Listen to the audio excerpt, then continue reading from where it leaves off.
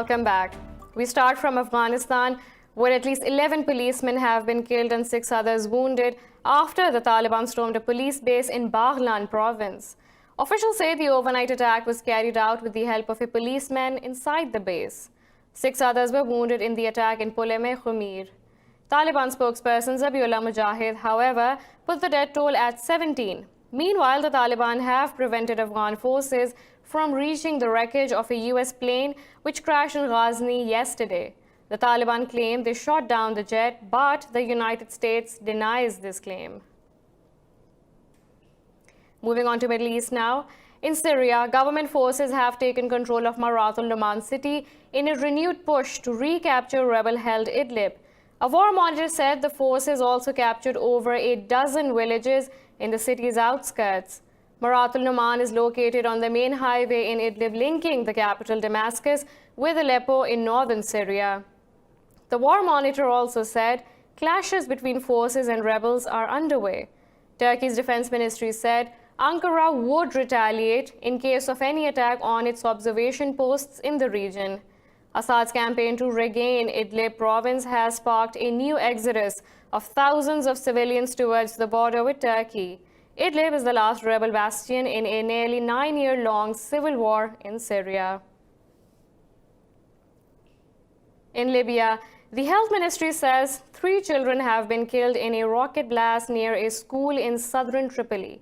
Earlier, security forces shot down a drone operated by Khalifa Haftar's forces near Misrata.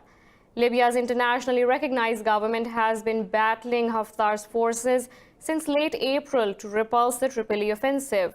World powers have stepped up efforts to find a political solution to the conflict in recent weeks, but a ceasefire deal brokered by Russia and Turkey is yet to take effect. The country has been plagued by a civil war since the ouster of longtime dictator Muammar Gaddafi in 2011. The UN has held Libya's rebel commander Khalifa Haftar responsible for killing 53 migrants at Tajura last July. The body has called for a deeper investigation to decide if the attack amounts to war crimes and to fix responsibility. In its investigation report, the UN support mission in Libya said the airstrikes were carried out by the LNA or a country supporting Khalifa Haftar. The report says Haftar's forces had complete information about the presence of unarmed refugees at the camp. It also points out there were 2 air raids on the same camp, which rules out a lack of information about the target. The report has also criticized the UN-recognized Libyan government for its failure to relocate the refugees after the first attack. US President Donald Trump has discussed developments in Syria and Libya with his Turkish counterpart Recep Tayyip Erdogan. White House spokesperson Judd Deary said the 2 leaders discussed the need to eliminate foreign interference in Libya on a phone call. Deary said Trump and Erdogan emphasized on maintaining a ceasefire in Tripoli. He said both leaders agreed that the violence being carried out in Idlib must stop. During the phone call, the 2 leaders also discussed the situation in the eastern Mediterranean. In the US, President Donald Trump says his Middle East peace plan will be unveiled today. He was speaking alongside Israel's Prime Minister Benjamin Netanyahu at the White House. Trump said Palestinians would ultimately support his plan. Netanyahu says the peace plan may be the opportunity of a century. Meanwhile, dozens of activists have been protesting against Trump's peace plan outside a UN office in Gaza City. Earlier, Palestine's Prime Minister Mohammad Shtayyeh urged the international community to boycott this plan. Fresh clashes have erupted between demonstrators and security forces in Iraq. Over a dozen countries have condemned brutalities by security forces seeking to snuff out the anti-government protests. The renewed pressure on Iraq's government came a day after 3 rockets hit the U.S. Embassy in Baghdad. In Basra, students took to the streets to demand snap elections. Protesters say they are facing tear gas and bullets for holding peaceful demonstrations. They say the protests will continue till their demands are met. Clashes over the weekend had already killed at least 5 protesters. In Syria, at least 75 protesters were wounded, mainly by live bullets, in overnight clashes with security forces. A motion calling for Tehran's withdrawal from nuclear non-proliferation treaty has been filed in Iran's parliament. The House also received a motion on inflicting punishment on countries cooperating with the US in anti-Iranian sanctions. State media says the parliament has not yet set the date for discussion and vote on the motion. Iran has warned of exiting the treaty if the EU3 formally accuses Tehran of violating the 2015 nuclear deal in the UN. Germany, UK and France threatened to activate trigger mechanism after Iran reduced its JCPOA commitments. Now let's hear from Iran, whose President Hassan Rouhani says ties between Tehran and Moscow are growing despite US pressure. Rouhani met chairman of the Russian Assembly's lower house, Vyacheslav Volodin, in Tehran. The president said bilateral agreements are being implemented and the two countries' parliaments can help develop ties. He also hailed Moscow's stance over the assassination of Commander Qasem Soleimani. Rouhani said joint maneuvers between Iran, Russia and China mean that the three countries are determined to have closer relations. Volodin said Tehran-Moscow ties are in a good momentum and the Russian Assembly will help implement the government's decisions. Moving on to China, where the death toll from the Wuhan coronavirus has now hit 106. Officials say over 4,000 people are now infected, with over 30,000 in medical observation. More in this report.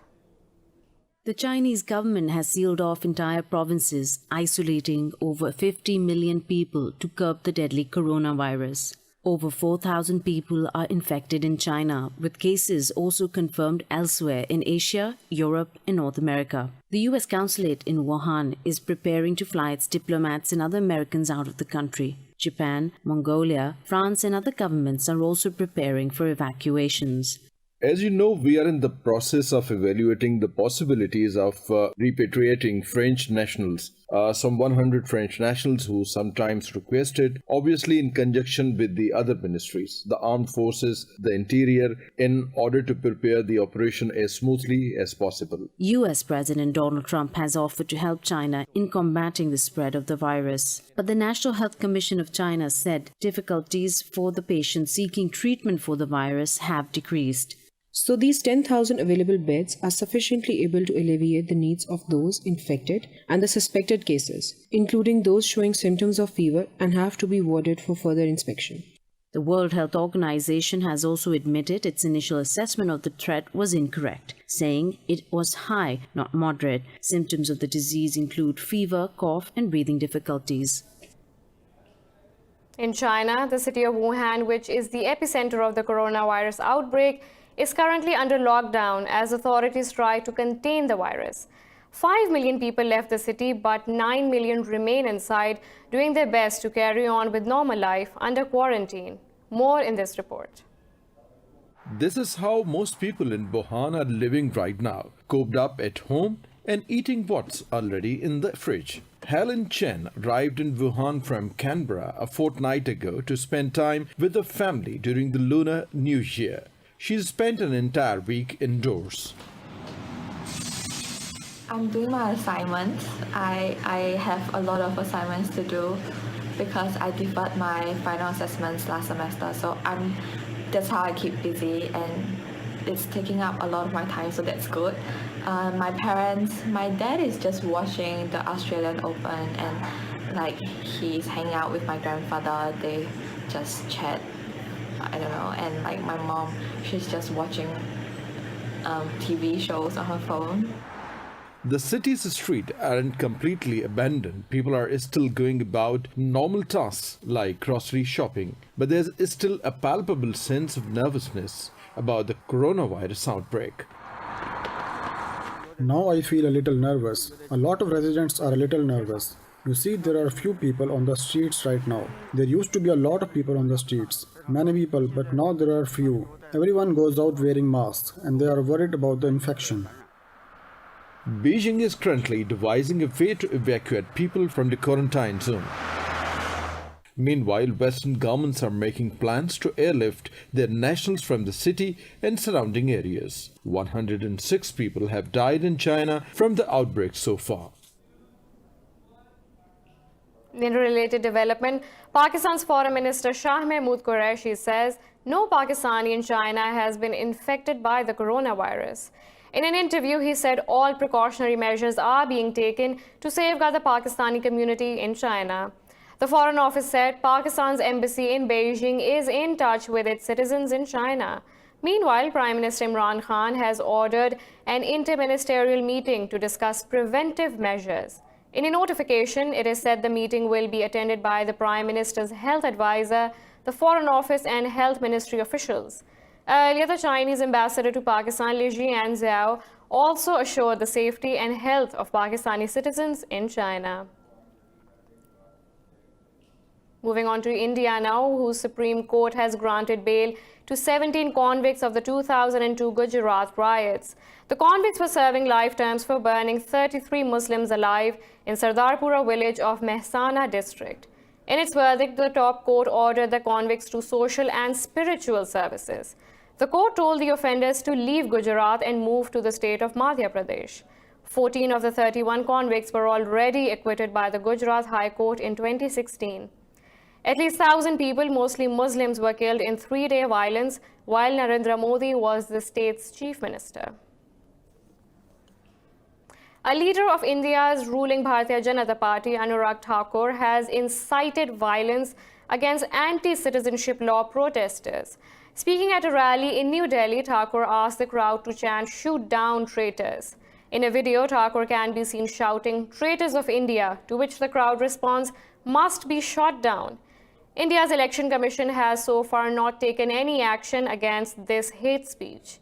Meanwhile, the countrywide sit-in against the anti-Muslim law continues in Kolkata, New Delhi, Mumbai and Lucknow. The all-women sit-ins have refused to end the protests until the government withdraws the controversial act. We have a lot more coming up right after this short break, so stay tuned.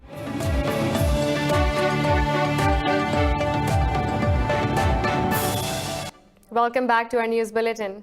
In the forthcoming Brexit, the EU has warned Britain it will never compromise on the integrity of its single market. EU's chief Brexit negotiator Michel Barnier was speaking at Queen's University, Belfast. Barnier termed the single market bloc's most valuable asset and said frictionless trade between the UK and the EU was impossible. He said London must now face reality after underestimating the costs of leaving. He said Brexit bears negative consequences and will always be a matter of damage limitation. Barnier said if no trade agreement is reached, Britain still faces the risk of cliff-edge Brexit in 2021.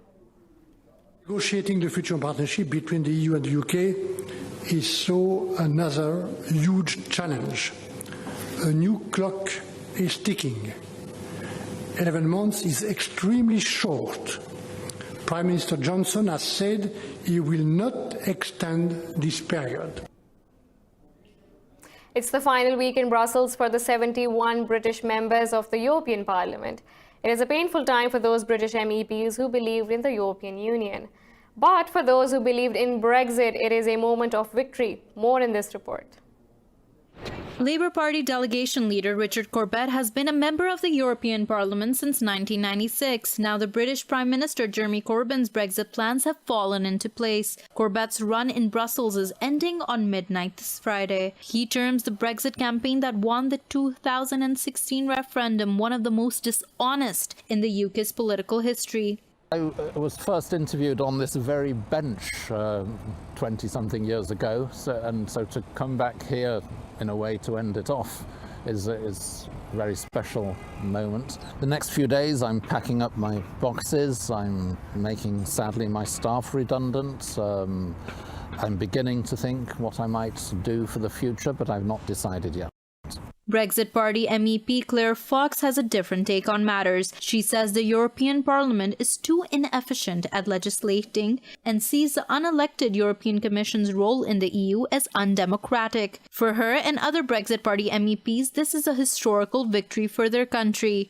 Of course, I'm pleased because now I feel that people will at least feel the first stage has happened. You know, we will have technically left the European Union, and we decided to do that a long time ago.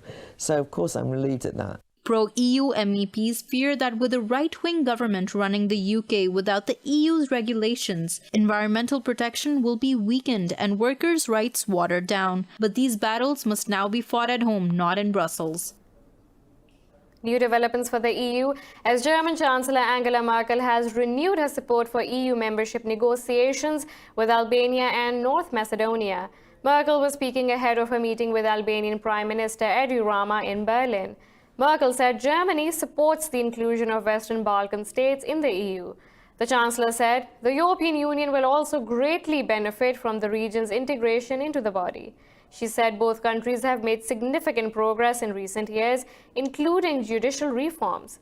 Last year, France blocked the opening of EU membership talks with Albania and North Macedonia, saying more work needed to be done. In the United States, the Trump administration says it's disappointed by the UK's decision to allow Huawei a limited role in its 5G mobile networks. The White House said there is no safe option for untrusted vendors to control any part of a 5G network. It said the company will only be allowed to account for 35% of the kit in network's periphery, and Huawei will be excluded from areas near military bases and nuclear sites. This comes after Brussels said it will allow the Chinese giant a limited 5G role in the European Union. Huawei welcomed the decision and said the move will give Britain access to world-leading technology. The UN says the Sahel has seen a significant increase in violence against children as an insurgency rages across the region. A UNICEF report says 277 children were killed or maimed in Mali alone during the first 9 months of 2019. This report will tell you more. The report said the number of children affected has doubled over the previous year, with nearly 5 million needing humanitarian aid. UNICEF says despite support from French and UN troops, Mali has been struggling to quell an insurgency that broke out in 2012. French Armed Forces Minister Florence Parly has warned the expected US withdrawal from the region will make matters worse. The US support is critical to our operations, and that its reduction would severely limit our effectiveness against terrorists. But as it has been said, the decision is not yet made. The conflict has since spread to the neighboring states of Burkina Faso and Niger, inflaming ethnic tensions along the way. In the Central African Republic, at least 50 people have been killed in clashes between rival groups in Braya town. Officials say it's difficult to give the exact number of casualties, as some bodies were immediately buried by relatives. The clashes are the latest test for a nearly year-old agreement aimed at bringing peace to the country. Deeply impoverished despite its mineral wealth, the country has been in the grip of militia violence since 2013. 12 people, including a woman and 2 children, have died in a fire that broke out in a factory in Pakistan's eastern city of Lahore. Emergency services say 2 others are injured. The officials say the blaze began when a cylinder exploded at a spray factory in the Shahadra area of the city. They say the intensity of the fire caused the building to collapse. 10 fire vehicles reached the spot and brought the fire under control.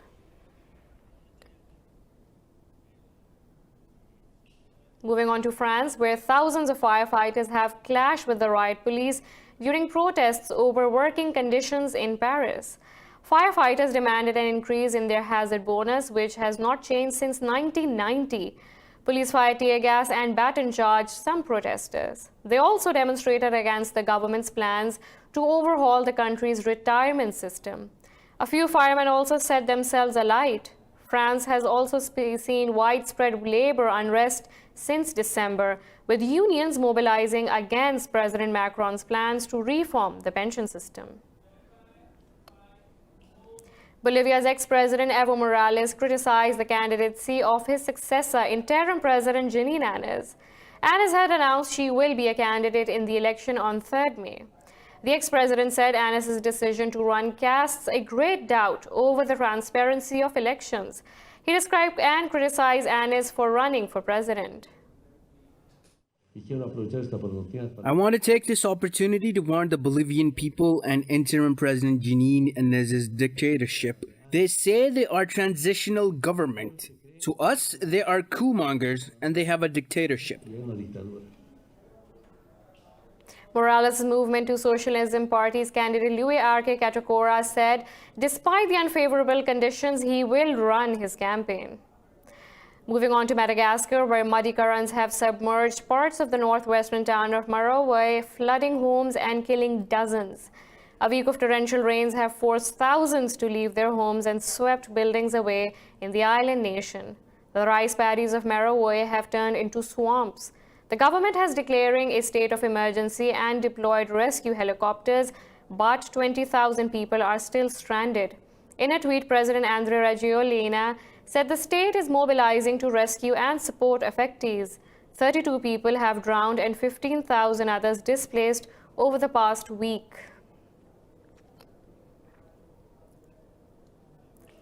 Australia has warned of a new rise in bushfires, with predictions that soaring temperatures and high winds will make a return. Officials say the changing weather could reignite some fires and ignite fresh ones in the hard-hit eastern states. The New South Wales Rural Fire Service has told its communities to strengthen bushfire defences. In the meantime, thick hazardous smoke is covering the Australian capital, Canberra. Defence and Emergency Services officials are urged residents to be ready to evacuate. Since September, Australia has been battling bushfires that have killed 33 people and over 1 billion native animals. We have a lot more coming up right after this short break, so stay tuned.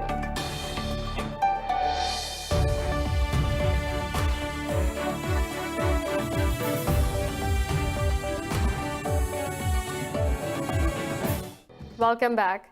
A British endurance swimmer has braved the freezing waters of East Antarctica to raise awareness of climate change.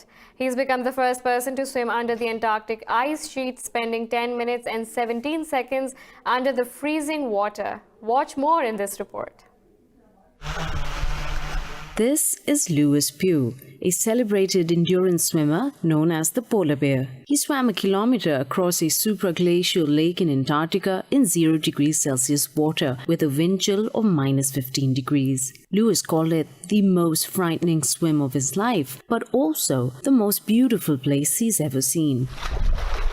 The water had risen in that tunnel, and as I went in I realized it's not possible to swim crawl because I'm turning around all these corners, and it's very, very narrow. And then what was amazing were the colors. Over more than 65,000 supraglacial lakes have appeared on the East Antarctic ice sheet in the past 3 years. But what is very, very clear to us from the science is that we now need to create a network of marine protected areas around Antarctica. And the first one up for discussion is in East Antarctica. East Antarctica is the coldest place on this earth. It's an amazing place. The region lost the same amount of ice between 2014 and 2017 as it had in the previous 30 years. Pugh, who is also a UN patron, hopes his epic adventure will draw attention to the Antarctic landscape while encouraging the world's leaders to protect it. In South Africa, the endangered African penguins at Western Cape beaches are under threat from excessive tourism. Many visitors to the beach do not respect the space of the penguins and overstep the boundaries to snap pictures. Activists are campaigning against terrible behavior by such tourists. More in this report. African penguins at Boulders Beach go through a molting phase during late December and early January. They lose their old feathers and get new ones. During this process, the penguins are at risk if they enter the ocean, but they flee for cover to the ocean as tourists jump over the borderlines. Of course, penguins attract people, tourists, which is very nice, but tourists at times can be very naughty. They feel that it's something they can touch and they can hold, but you can't hold these because they will peck you. But it does annoy them because to chase them away. Forced interaction by tourists during the peak summer season is accelerating the endangerment of these penguins. African penguin populations have suffered severe declines over the last century, and the population is now classified as endangered, which means that it's threatened with extinction in the near future if we don't stop the decline.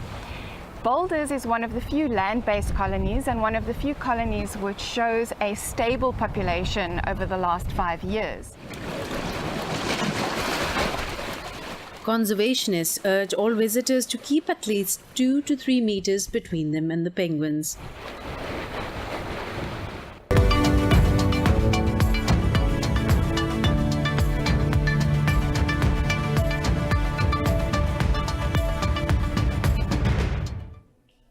Wall Street stocks have opened higher, shrugging off mixed earnings and recovering some of the prior session's losses over the coronavirus. Early gains reflected investors anticipating a rally in shares following the previous session's rout. The indices of S&P 500 and Nasdaq Composite are trading nearly 1% higher.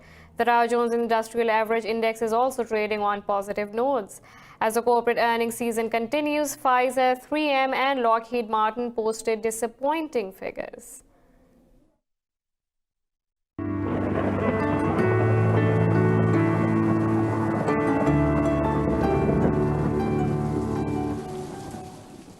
Now let's look at the weather from around the globe.